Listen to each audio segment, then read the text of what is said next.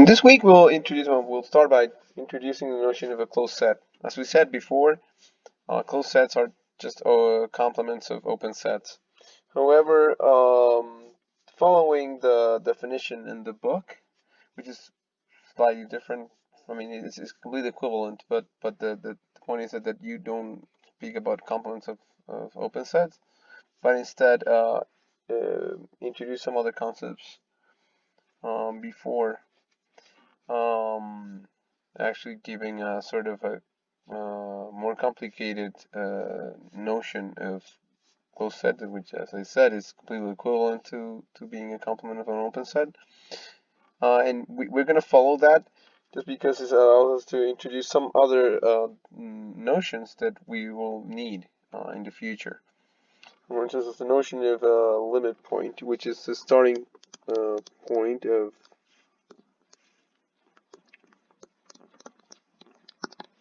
the discussion on closed sets. So this is the definition.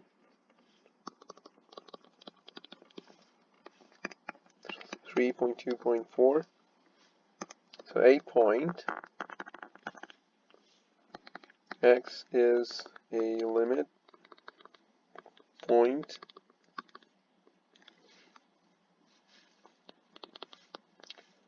of a set A if for all epsilon greater than 0, the epsilon neighborhood of the point x intersected with the set A minus the signals in x is non-empty.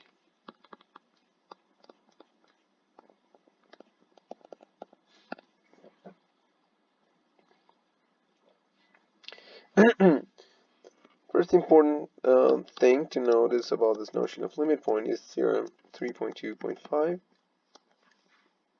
which tells us that a point x is a limit point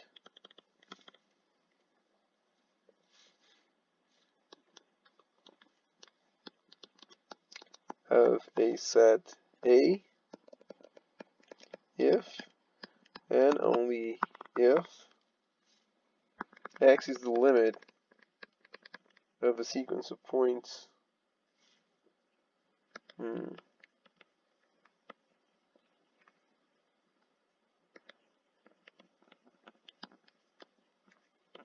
the sequence of points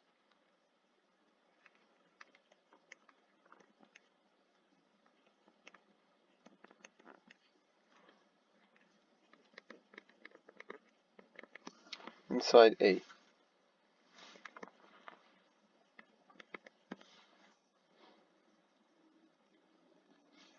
And inside A minus the point x. So if there's a sequence of points in A that are not equal to x, it's sitting in A because x, this limit point, may or may not belong to the set A, such that the sequence converges to x, then the point x is a limit point, and vice versa. The proof is actually just very elementary, both directions. Only one is done in the book, and the other one is left as an exercise. We just actually, it means it doesn't even merit full presentation of the one direction because it's almost immediate. I mean, it's basically the definition. So we just we just sketch the proof. So if x is a limit point, if x is a limit point, we want to show that there's a sequence in A minus x.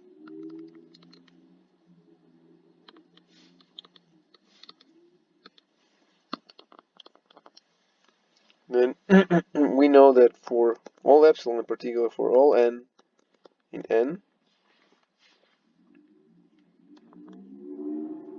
the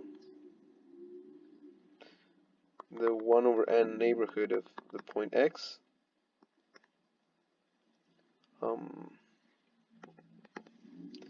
into the set A minus x is not empty, so there exists some point an.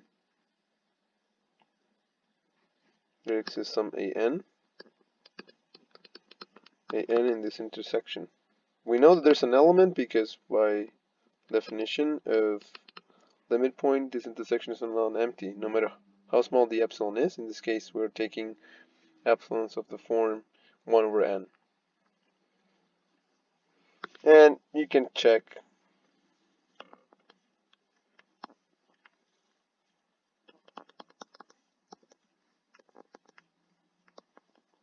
so it's immediate. For instance, if this condition here is equivalent to saying that an minus x is less than 1 over n for every n.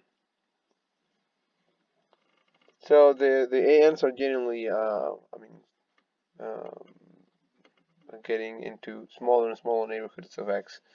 And if you go back to the definition of the convergence of a sequence, you'll see that this actually tells us that the ends converge. Because this is certainly, if you put a plus 1 here, this is then 1 over n plus 1, which is less than 1 over n. So in fact, beyond any n, all the elements in the sequence with subscript greater than that n are within 1 over n distance from the point x. And because we know that this intersection is empty, if we take away the point x itself, then all the requirements here are satisfied. So we can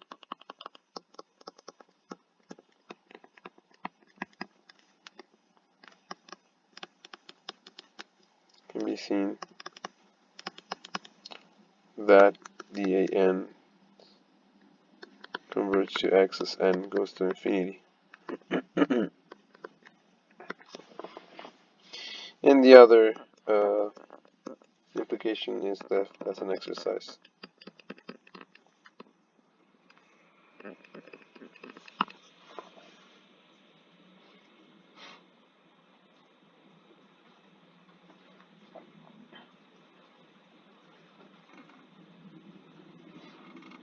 Yeah, so in fact, yeah, this is not left as an, now that I recall, this is not left as an exercise in the book, but I'm going to leave it as an exercise for you because it's, again, very easy to see. For instance, if you have any epsilon, you want to find a point in here, right? You want to show that no matter how small epsilon, this is this intersection is not empty. But since you know that the ANs converge to x, you know, I mean, you're starting from the fact that there is a sequence that converges to x. You know, the AN minus x can be made smaller than epsilon. I mean, AN minus x in absolute value can be made smaller than epsilon, provided that n is greater than some n. So that means that AN will belong here, and by assumption, AN belongs also here. I mean, if we start from this direction, I'm going to assume that there's a sequence of elements not equal to x in A. Yeah, we're saying exactly this. There's a sequence in A, and elements not equal to x, so it's here.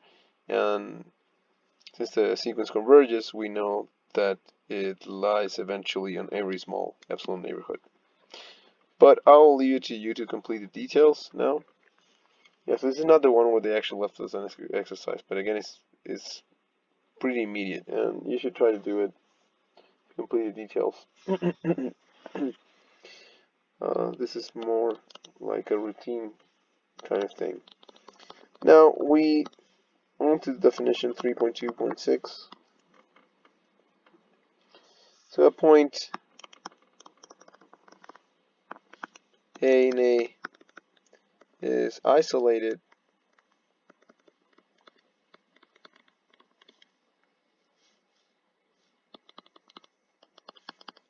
if it is not a limit point.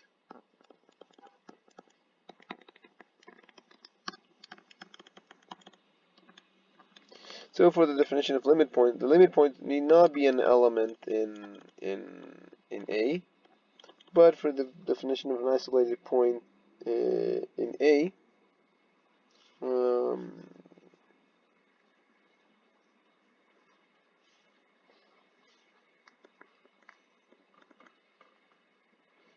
we require it to be an element in A. So it's more precise. We can actually just say that is an isolated point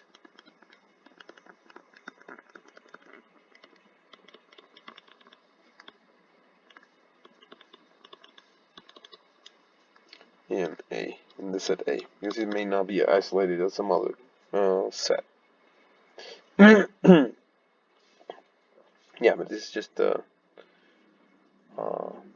a need to be extra rigorous. So now we know, I mean, what a limit point is, what an isolated point is, and finally the definition of a closed set. So this is definition 3.2.7.7. Set F subset of R.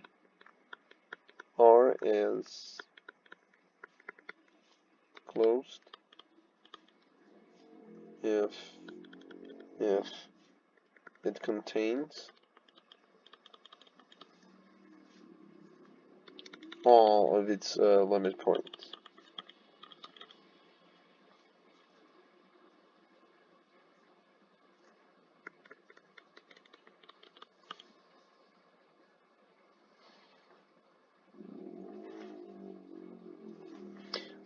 One important result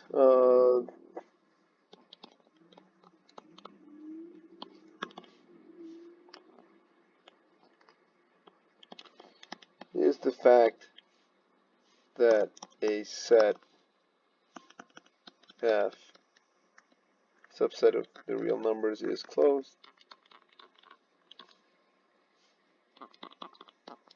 if and only if every Cauchy sequence contained in F has a limit that is also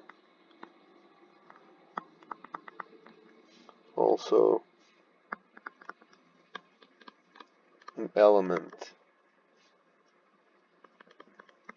of F. Now this is, yeah, the proof is really now left as an exercise, but it's kind of clear.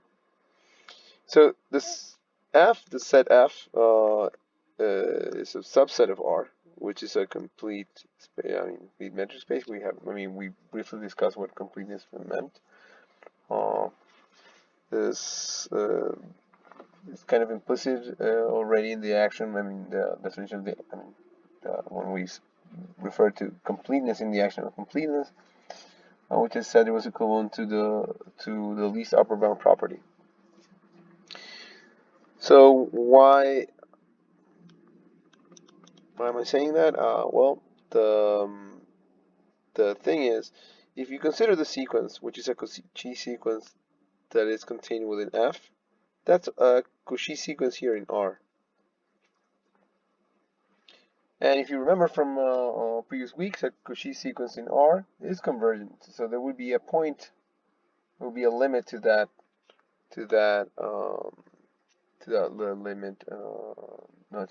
sequence. So suppose you have a sequence AN, a Cauchy sequence in F. This is also a sequence in R. And since this Cauchy sequence AN will converge to some value A, say, in R, it need not be in F.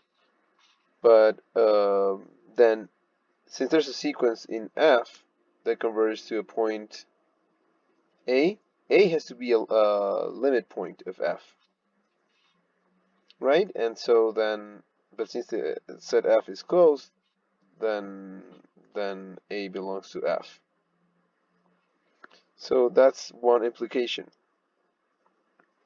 So if F is closed, then every Cauchy sequence containing F has a limit that is also an element of F. But this is an if and only if condition. The other implication is really left to you as an exercise. But it's not difficult at all. So you have already all the tools that are needed to complete the details. Now, theorem 3.2.10.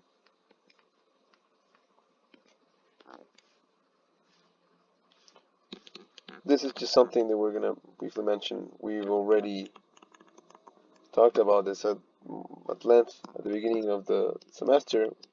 It's just that we didn't have the notation to speak about this. In fact, in the book, they haven't even talked about density yet. But this theorem, what it's is about the density of the real numbers in R. And you already know that. You know that every interval, every open interval contains both irrational and rational points. So every interval every interval in the real line is contains lots of rational and irrational points. So if you have a if you consider an interval that is centered at an irrational point, you will be able to find rationals in there. And if the width of that interval is going to 0, then you'll be able to find a sequence that converges to that given irrational number. And of course, rational numbers are already rational, so you can approximate them perfectly by using the same rational in question. So this is summarized as observation: for every y in R, there exists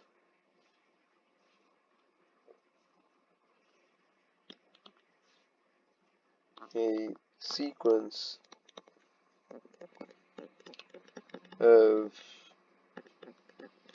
rational numbers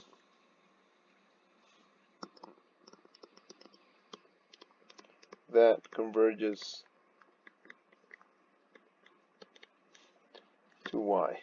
And we just said on y and how to prove that. So using the terminology that we're gonna introduce next, the closure of the rational numbers is the whole real line.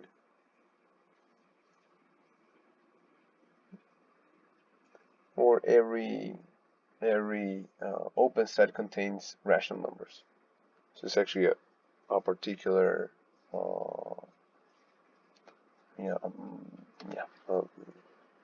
something very particular about the rational numbers and the irrational numbers. Of course, I mean it's of course easier to believe that this is the case for irrational numbers, since rational numbers there are more of them than rational numbers. But given the construction where we're basically just adding and filling in gaps, I mean, it's natural to think also that the rational numbers should be able to approximate every new number that we've introduced by using the Dedekind cuts construction. But so this leads us to discuss the notion of closure. As I said,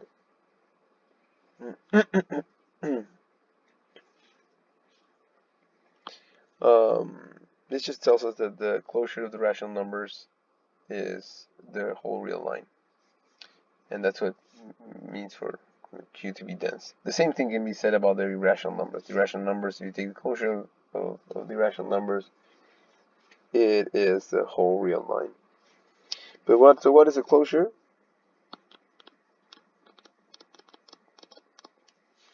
See definition 3.2.11.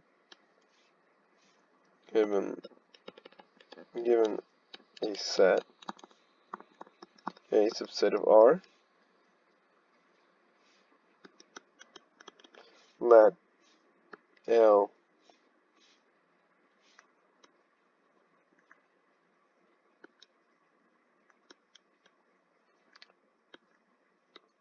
be the set of all limit points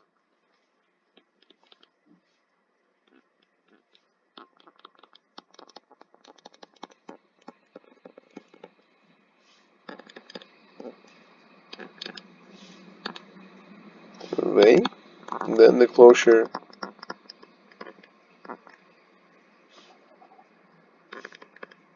of A is the set A, of course.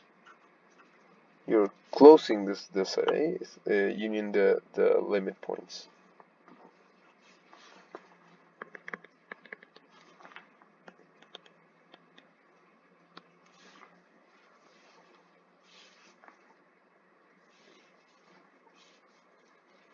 And is denoted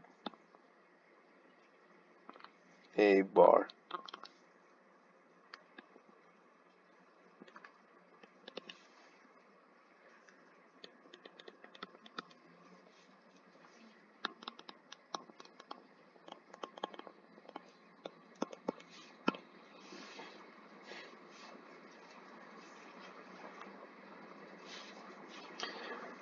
This is giving us a theorem, but just like what we talked about before, I told you about the usual definition of closed set as being,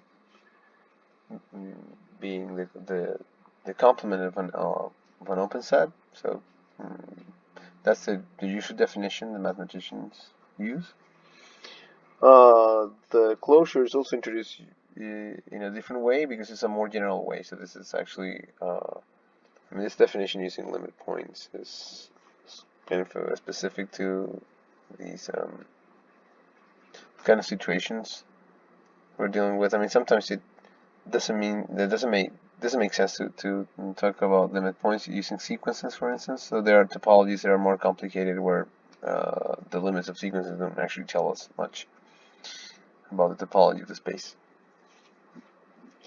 But so this is this theorem here tells us, what that the closure defining the as in definition using definition 3.2.11 it satisfies a property that's usually what's taken as a definition of the closure of a set. So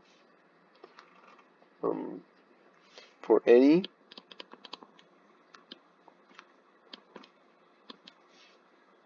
A subset of R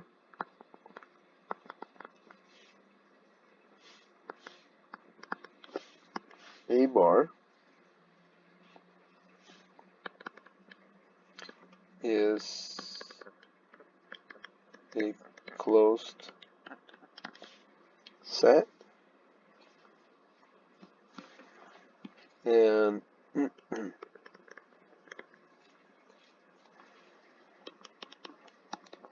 is the smallest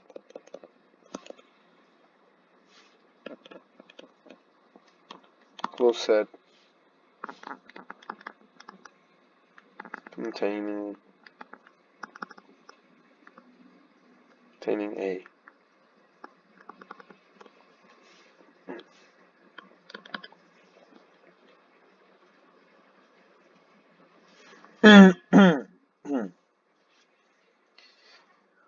Well, as I said, the important thing about this theorem is that it actually gives us the kind of right definition of the closure of a set. So it's usually the closure of a set is usually defined defined as the smallest closed set that contains the set A. closure of A is the intersection of all closed sets that contain A. And so that guarantees immediately that that's the smallest closed set, that's the smallest set that contains A, the smallest closed set, provided the intersection of closed sets is a closed set. But as I said, if you follow follow my original definition, which is the usual definition of closed set, this is an immediate property because it, remember that open sets are closed under arbitrary unions, and if you consider the complement of those things, they are arbitrary intersections. So closed sets are closed under arbitrary intersections. So if you take the arbitrary intersection of closed sets, you get again a closed set, which is something we're gonna give the statement of next. And similarly, the corresponding statement to the finite intersection of open sets now gets transformed into a property about the finite union of closed sets. If you take the union of closed sets, finite union of closed sets, you get a closed set. So this is, as I said, this is just a theorem that basically should be taken for you as a definition. I'm not gonna, you can use whatever definition you want. This is probably more convenient. But since there's a theorem, it doesn't matter. You may use either one. Okay, and the proof is actually very short. And it's not worth spending much time on it. As I said, this is just, the right way of thinking about things. Let's just say that, of course, if L is the set of limit points, then the closure immediately contains the limit points of A. Yeah, so of course, if you the problem here with reasoning in this way is that when you add the limit points, you may obtain new limit points. But this will not happen because well, actually, this is an exercise in the book. But basically, what you do is if you have a sequence of limit points converging to something, you can perform some sort of diagonal argument. What does it mean? So you have you know that for every sequence of limit points, the sequence in principle, could contain points in A and points in L. But the points in A, you already know that their limits are going to land here in L. So without loss of generality, you may consider a sequence of points in L. And if you have a sequence of points here, some B sub n, then you know that there's an AN that is a distance less than 1 over n from the Bn, where AN is in A, because Bn is a limit point. So what you show here is that then actually if Bn converges to some subsequence converges to some limit L, then A sub n sub k will also converge to the limit L. So that means that L is also a limit point of A, which then will mean that L belongs to L. So try to do that. It's an exercise in the book. You proof of that part. Now, of course, any closed set containing A must contain L as well, and this shows that, of course, the closure must be A union L.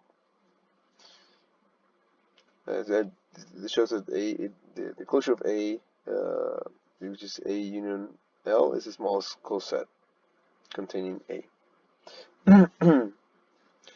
Okay, so that's it for now. So we'll discuss some things in the next video, and hopefully we'll move on to functions sometime soon this week. Thanks.